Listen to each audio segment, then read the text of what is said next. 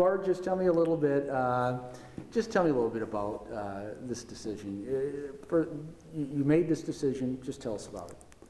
It's been a long time coming. The accumulation of analysis of data and consideration of what really matters in terms of leadership. And if you can dispassionately and objectively look at those factors, you wind up in a position where just one little guy like me becomes part of a surging group of people who are Republicans and then come to the conclusion it's time to make the switch. That's why. What led you to make that decision? I'm guessing it wasn't something you just made at the spur of the moment. Not at all. It really began manifesting itself several years ago, and then the momentum has been building. And I'll break it down kind of generally into two large categories, and maybe we can dig into some of the subsections within those categories. I think the first one is, what constitutes good leadership? Now, I know people have differences of opinion. We're here in an entity that's been in existence, 71 years now? That didn't just happen by accident. It's been really, really sound leadership to let WBAY do that well that long. But that's running a business. With respect to leadership of a more encompassing nature, I've tried to think of it in several sort of categories that I hope my fellow Republicans will carefully contemplate. And the first one would be humility in this sense. The recognition that none of us knows everything. In fact, the mark of intelligence of a person is the realization of what we don't know and the willingness to admit it. And I've talked to some of my friends here in Wisconsin about this.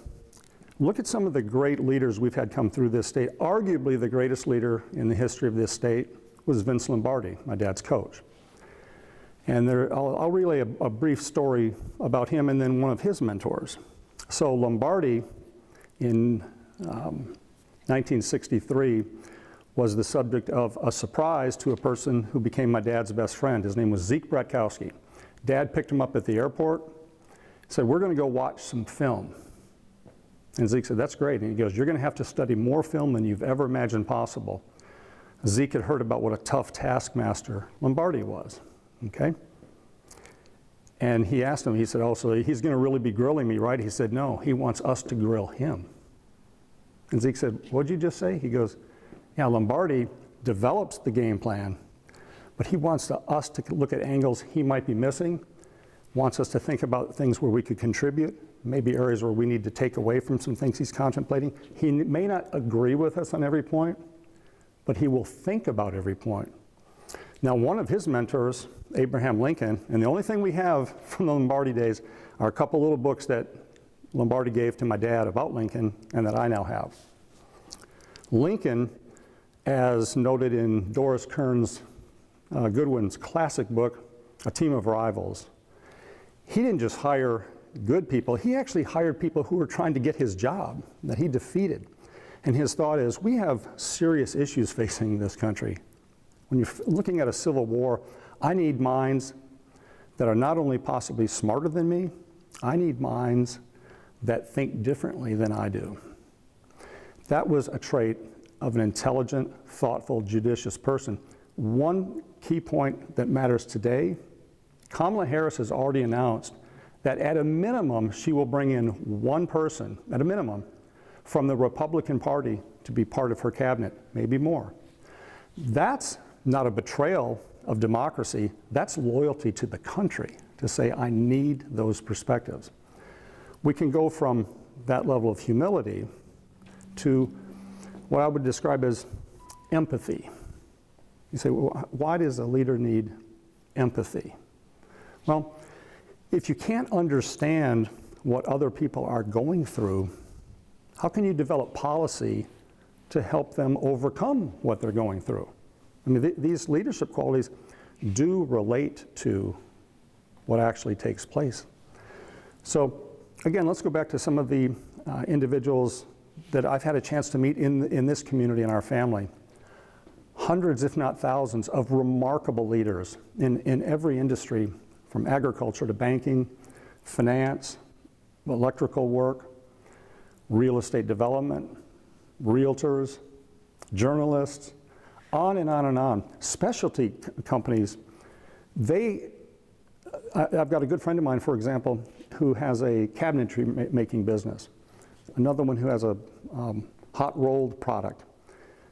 So many of these, and some superb attorneys down in Appleton. I know a gentleman who runs a large general contracting firm south of there. They all have empathy in the sense, not sympathy, but empathy for trying to understand what's happening out there with their clients and with their workers. Lombardi and Lincoln demonstrated that in a beautiful way. My dad once took a young budding athlete who had been injured to see Lombardi, and that's the only time I ever had the honor of being at his house. And when we got done, he said, "Son, did you recognize something?" He said, "Not one time did Lombardi talk about himself." And he goes, "In fact, when he talks to us," he said, "our priorities need to be God, family, and the Green Bay Packers." Never did he demand loyalty to himself. Think about the contrast between that and former President Trump. Abraham Lincoln, when he went down to Richmond right as the Civil War was concluding, unannounced, just the driver of the carriage and his son Tad, he gets out and there's practically a palpable state of shock among the community. And some of the newly freed African Americans are literally bowing down to him. He takes his hat off and he said, "Don't bow to me, you bow only to your God. I respect you, and we're going to do everything we can to make your lives better." In his great speeches, the Gettysburg Address, Lincoln's second inaugural address, never mentioned himself. That is a trait, if you talk to any of these individuals, most of whom I'm guessing, my friends, are Republican, these business leaders, they don't talk about themselves. They talk about bigger, more important issues. That's the sort of thing you see Kamala Harris discussing. Her opponent continues to make it everything about himself. I dare say there's not one entity, not a charitable organization, and look at the marvelous charitable organizations we have in this community. And I'm not talking about just the ones my parents helped found, Rawhide, but we have the Cornerstone Foundation, the Lavalette Foundation, Boys and Girls Club, on, and look at their boards of directors. They are all doing it with others in mind, not themselves. They're selfless rather than self-centered. Which of the two candidates today is more self-centered, and which one is selfless? I think it's pretty apparent if somebody is objective about it. And many Republicans with whom I've spoken have said yes, and we'll get to policy in a minute about how this relates to that. A third characteristic of a great leader, in my opinion, is the willingness to accept responsibility for your mistakes and your losses. Let's go back to my dad's mentor, Coach Lombardi. 1960, the Packers lost a championship game in the city of brotherly love, Philadelphia. Lombardi made some decisions that were very costly, turning down easy field goals early in that game that wound up costing them the game later on. And afterwards, he told his players, "I bear responsibility for this. We will never lose another playoff game." That turned out to be true, by the way. And he then got together with my dad after that and he said, "I'm the head coach of this team, and you are the quarterback, which means you're the offensive leader. But you're more than that. You have to be the leader of the entire team also. And how we are willing to accept and acknowledge our shortcomings and our errors will determine whether we are winners." We've had a candidate for 4 years on what is my party who has been nothing but whining and complaining and lying about the election results for 4 years from 2020. That's the opposite of leadership. That creates deep levels of cynicism in the electorate. I would encourage anybody who has any doubt as to whether what I just said is factual to read the January 6th report in detail. It's the most shocking thing you've ever seen, and he knew early on what had actually happened, and he made a conscious decision not to accept responsibility. I've heard my friends on the Republican side say, I see Kamala Harris is trying to adjust her positions as this is changing, she's trying to adjust with it. And I told them, I said, the great British mathematician and economist John Maynard Keynes once said, when someone asked him why he was changing his economic forecast, he said, when the facts change, I change my mind. What do you do, sir? A great leader does not fold his or her arms and just say, well, I'm stuck, not going anywhere. They say, well, the world's changing. We're in a rapidly changing world right now with artificial intelligence, breakthroughs in medical technology, and so forth. Things such as what we just discussed, you and I, off camera a moment ago, about what's happening in the Middle East. The ability to have a nimble, flexible mind and change and adjust to the facts rather than saying, well, we want to go back 70, 80, 90 years into things back then. No, that's not good leadership. Good leadership is accountability for your mistakes and a willingness to adjust. How do you think the Green Bay Packers organization has been so successful? Look at the way your business has had to adjust to changing technology over the last many decades and so forth. How are these charities in here and these businesses? A businessman looks and says, I need to make a significant adjustment on this market versus that market, the kind of people we're hiring, and what they need to be doing in terms of marketing our business and so forth. So those are just a few of the markers. So independent of being a good businessman and how that could translate and having those same characteristics, there's something that transcends that, in my opinion, in terms of leadership, and that is respect for the dignity of every human being. That's something my own dad taught me. I haven't seen that from Donald Trump since the day he walked down the escalator. Rather, I have seen him all too willing to denigrate, demean, and even mock. When you start mocking people, such as the individuals who have given their last full measure to this country and ask what was in it for them, they're losers and suckers. When you mock people who have disabilities, such as John McCain, and make fun of his inability to raise his arm, when you mock reporters, such as the New York Times reporter, who had a condition called arthrogryposis. The reason I know that, we have a daughter who has arthrogryposis. A true leader does what Kamala Harris does. Have you seen her interact with individuals with struggles in their lives, such as blindness, deafness, physical disabilities, and so forth, economic struggles? She literally gets down right with them and lets them know, you're not a child of a lesser God. We're all in this together. And that level of respect for everybody is something that my dad instilled in me as the mark of a high quality person. And at some point, Republicans need to ask themselves, how can we have a decent and respectful country if the leadership is not decent and respectful? The last thing I would talk about with respect to leadership is standards. To what personal standards do we expect of our leaders and of ourselves? Remember, just exactly 25 years ago, in 1999, the Republican Party put down this marker as a standard. Bill Clinton, they said, should be impeached and removed from office. Why? For lying about a sexual affair. That was the standard back then. What's the standard today for my party?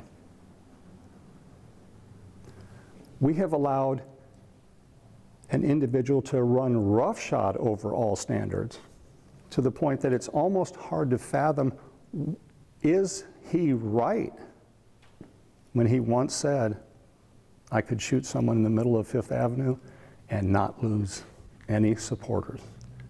I regret to say there's an element of truth to that. All of those things, to me, comprise good leadership.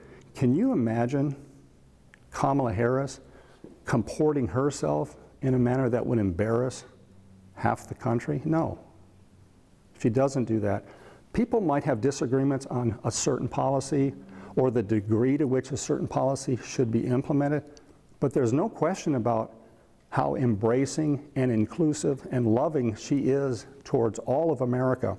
That almost ought to be the prerequisite for a candidate and therefore a president of the United States.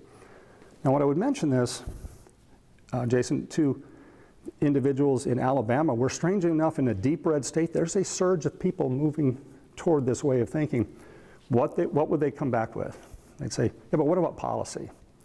How will the economy do? How will the stock market do? How about jobs and so forth? And here's where I was woefully misinformed, and I had to check myself.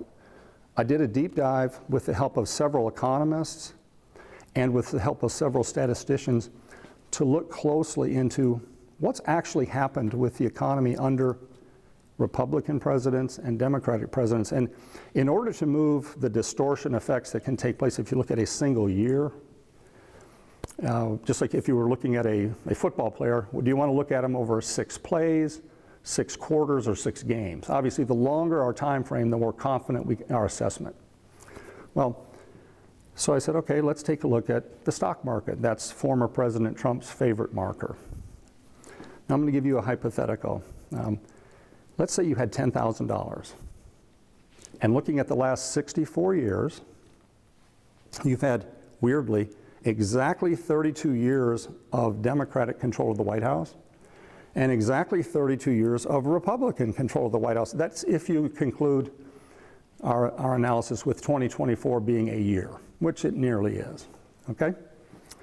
So assume you invested $10,000 into an index fund, say a Standard & Poor's 500 index fund, and you only invested in those 32 years when Republicans were in office, okay? You did well.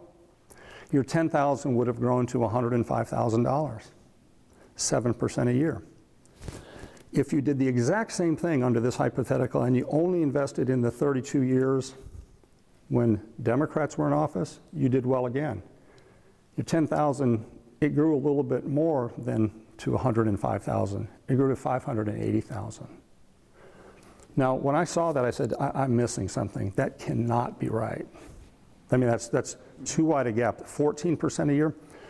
So in fairness to the analysis, I said, let's just run a hypothetical and realize that in 2008, when we had the financial crisis, that landed in the last year of the George W. Bush administration, okay? That year, the stock market was down 37%. So to sort of take that effect out, what I did was I said, let's add 25% to the Republican side of the ledger and take off 25% from the Democratic ledger. The gap is still 10,000 growing to now 130,000 under the Republicans and 10,000 growing to 430,000 under the Democrats. Again, I said, how have I been wrong on this so long? So next, I looked at economic growth. Now, I removed the economic growth data from when FDR took office through 1945 because they had a boom time coming out of a depression. But from 1945 to now, we have 80 years of data, very hard data. And again, 40 years of Democratic presidents and 40 years of Republican presidents. Under Republicans, real or inflation-adjusted growth has been 2.4% under the Republicans and 3.5% under Democrats. Someone might look at that and say, that's just 1.1% a year. But 1.1% over a 50-year lifespan of someone earning is 50% more income and net worth. That's significant on a compound basis. What about job growth? Same thing. It's heavily tilted. And to the point, this also stunned me. In the last century, there has not been one instance where we've made a transition from a Democratic president, such as what we have now, to a Republican president, where in the next 4 or 8 years, depending on how long they were in office, where job growth got better. It deteriorated every time. And conversely, when we made transitions from a Republican president to a Democratic administration, the percentage of time that job growth increased on a monthly basis, average monthly basis, 100% of the time. That stunned me. And the last thing I'll bring up is the big elephant in the room that people are talking about over and over and over again. Who's going to do a better job with national debt? Because everybody knows that debt is someday going to be a problem with us. And this was pretty stunning too. There have been 3 instances where a president was able to significantly reduce or eliminate the deficit that we're running during his term. Dwight Eisenhower, who took office in 1953. Bill Clinton, who took office in January of 1993. And Barack Obama, who took office in January of 2009. In the case of Eisenhower and Barack Obama, the deficit declined by more than 50%. In the case of Bill Clinton, it not only declined, it turned into a surplus. What did they do that matters today to the economic policies? Why is it that economists across the board, and I've now either read their reports or spoken with more than 100 of them around the country, every single one says that Kamala Harris's policies will bring faster growth and better deficit reduction because she is pursuing what has worked. In other words, she's been a student of economic history. That is, slightly higher tax rates on large corporations and the individuals earning very large amounts of money, but trying to give a boost to the middle class.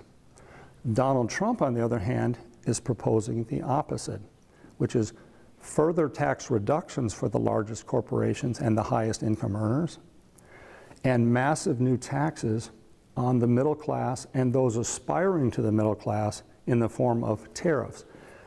I know he likes to tell people that we don't pay those tariffs, that the country pays them. That's not true. If you bought a bottle of wine from Italy and it's a $50 bottle of wine, and there's a 20% tariff on that, that $10 is paid by the purchaser of that bottle of wine when it arrives here. Same thing with shoes, same thing with an iPhone, same thing with anything that's overseas. Middle class and those individuals striving to the middle class will get hurt significantly by his plan. I haven't found one economist out of more than 100 who disagrees with that. So my question to my Republican friends is this: is there a moral component to this? I mean, you've seen that the stock market tends to do better. You've seen that economic growth in general tends to do better. And we know that we need to have some additional tax revenues coming in because we have obligations that we will not violate to fund Social Security and Medicare. They have to be paid for. Those are promises, solemn promises. The question is, to whom should we reach for a little bit of additional help in funding our obligations? Those who can most afford it or those who can least afford it? And interestingly enough, I haven't met one Republican yet who has told me that he feels comfortable putting on significant new taxes on those individuals that I just mentioned who would get hit so hard by the tariffs. They're actually in Kamala Harris's camp. That's why so many of these individuals I know are moving toward her. Bart, let me ask you just a couple of quick questions here. You said this is the first time you're voting Republican. That's correct. No, voting against the Republican candidate. First time you're voting against a Republican candidate. That's correct. And does that mean you voted for Donald Trump in the last 2 races or not? I abstained in the last 2 races. I didn't think, I was actually concerned about Joe Biden's age. Back then, I think Joe Biden is about the same age Donald Trump is now. I felt that the presidency would be a stressful situation. And in 2016, I was concerned both about Donald Trump and about Hillary Clinton. I had some problems with both of them. So I did write-ins in those times. And I know someone might say, well, are you really a Republican if you're doing that? Say, we can think about things too. We don't have to just vote because it's part of inertia. It just keeps on going. It's like, be thoughtful about this. Bart, what about down ballot races? I know you said you're going to vote for Kamala Harris at the top of the ticket. But where do you stand on the down ballot races? Are you going to still vote Republican, or are you considering some Democrats in that as well? Yeah, it depends on which races, and of course I know you would not be familiar with some of them in Alabama, but it's a mixture. I'm again looking at each individual and asking myself, which person is committed to doing the most good for the most number of people, whether it's in the country or in the state or in a district. That's gonna be the test. And back real quickly to what we were talking about from sort of an encompassing big picture issue of Kamala Harris and why so many of my friends have made that move. I think we Republicans also have to do one more thing. I mean, we've talked about the data. The data cannot be massaged. They are what they are. For Kamala Harris to study those data and say, I want to implement a plan that has been extremely successful in the past, and Donald Trump to pull out something from the early 1930s with these massive tariffs. And by the way, I'm not suggesting we're going to have another Great Depression. The Smoot-Hawley tariffs did not cause the Great Depression. There were many causes, but they certainly compounded that recession and helped tip it into a trade war. This state in Wisconsin, among all states in the Midwest, we cannot afford a potential trade war because the individuals who will get hurt worse than anybody else will be farmers.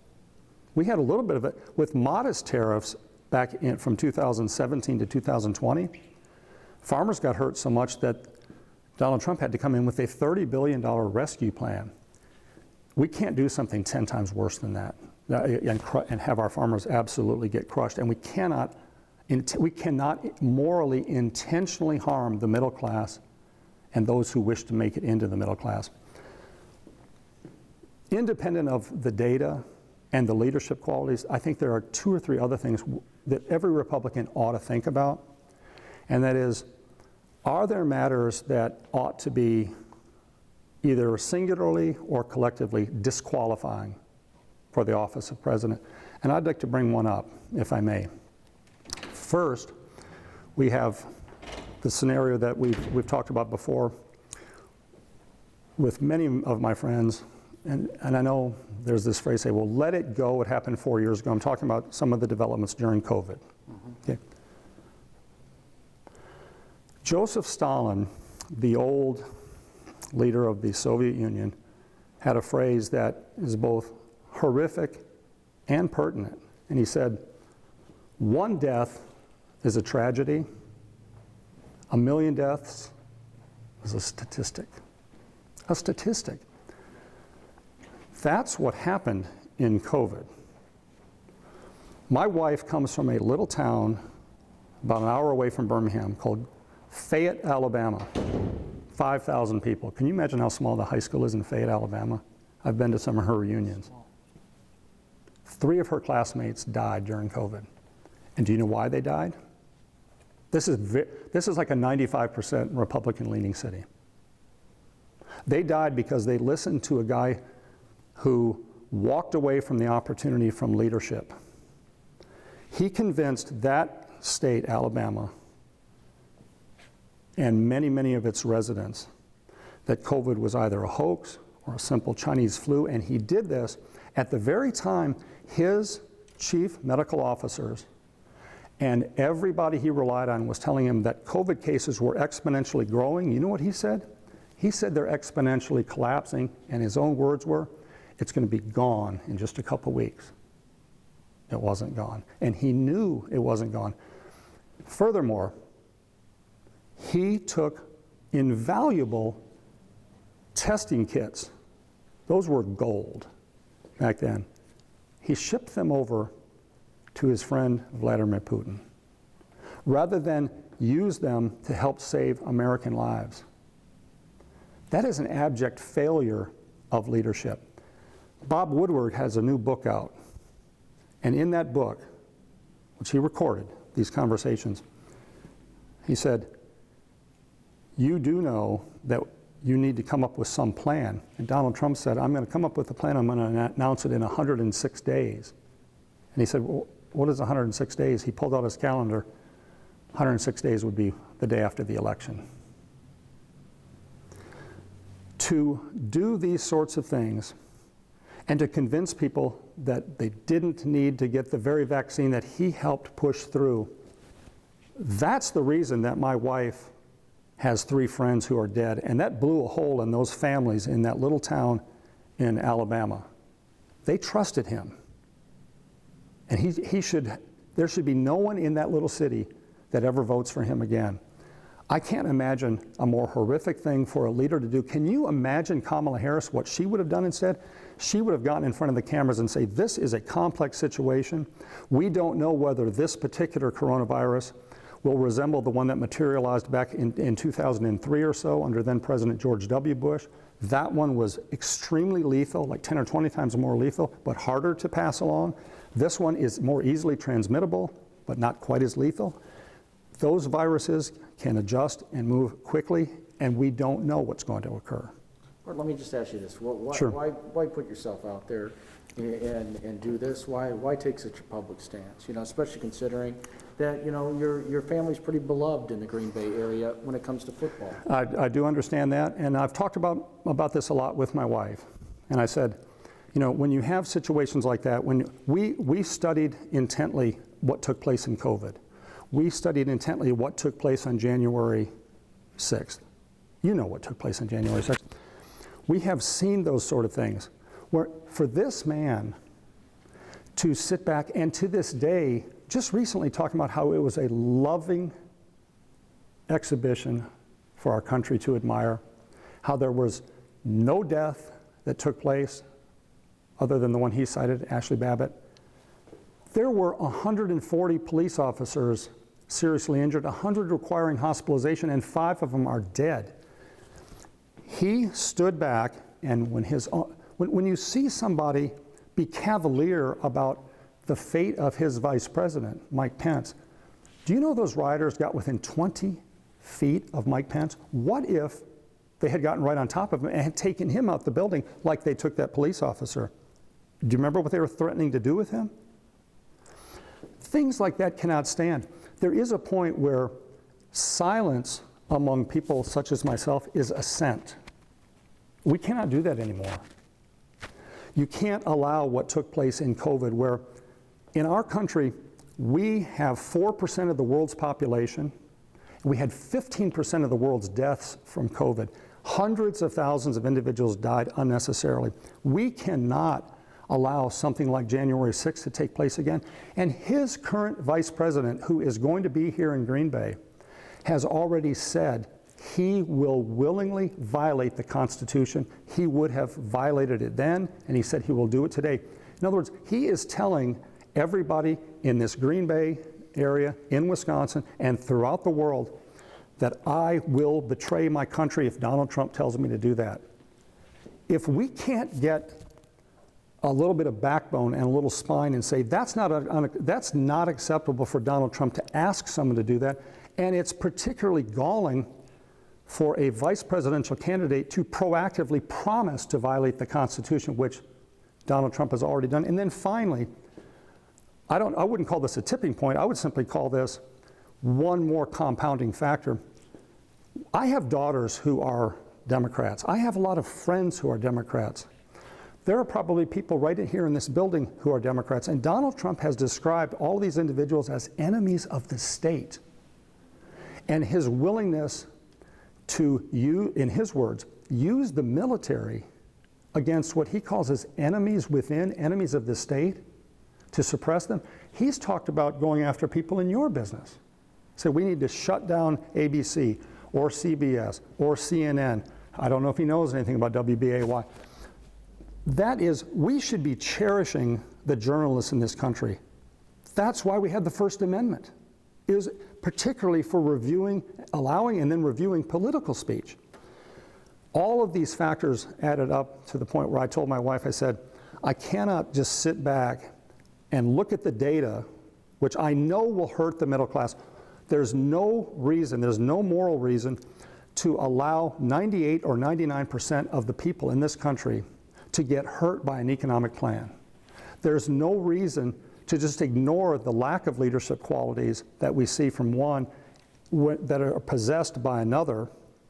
And there's no reason to overlook, we cannot overlook what happened in COVID. We cannot overlook what happened on January 6th, and we for sure can't overlook what's being threatened to take place right now, the use of military force against citizens who disagree with him politically. We are all Americans. We're supposed to love and cherish differences of opinion and look at everybody as having the same worth, regardless of if somebody disagrees or agrees with me. Those things transcend political ties. They transcend political affiliations. I understand that many people will say, what in the world are you putting yourself out there for? I accept that. I accept your question, and thank you for doing that. Do some things not matter more than that? I mean, really, do I want my daughters, maybe some of the people in here have daughters and sons, maybe they themselves have political disagreements. I'm not going to allow them to be considered enemies of the state. When I say I, I'm saying the broader I, speaking on behalf of the Republicans who have already come around to this way of thinking. I know the Democrats, who are my friends, are appalled by that. Why are those of us who are Republicans not equally appalled? What has happened to our standards? That's why. We need to have better standards.